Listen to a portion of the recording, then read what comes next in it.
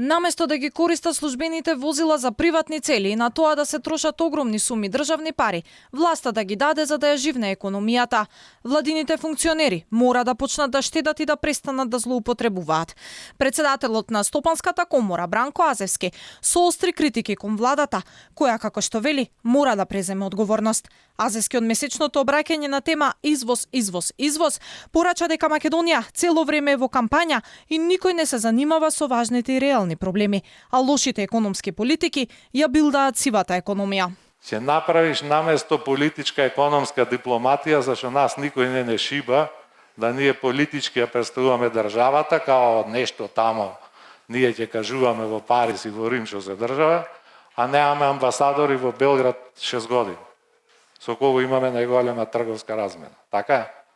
Значи, таа работа ќе воведите посебни таблици за службените возила. Службените возила ви се наоѓаат сабота и недела по нивите, по швалераи, по не знам каде недозволени активности. И ќе заштедите и тие пари ќе ги дајте за извоз.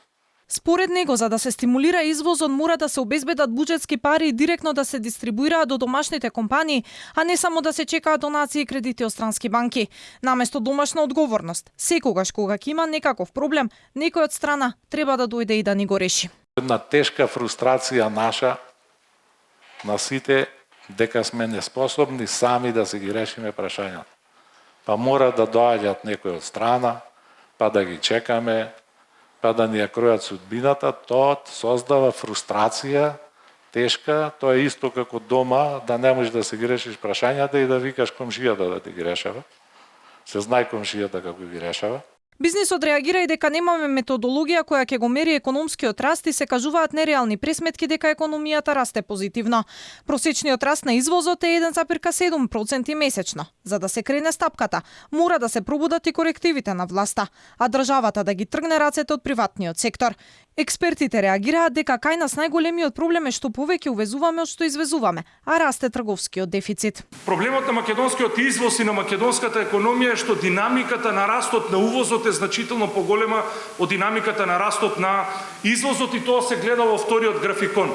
Како резултат на тоа имаме хронично зголемување на трговскиот дефицит.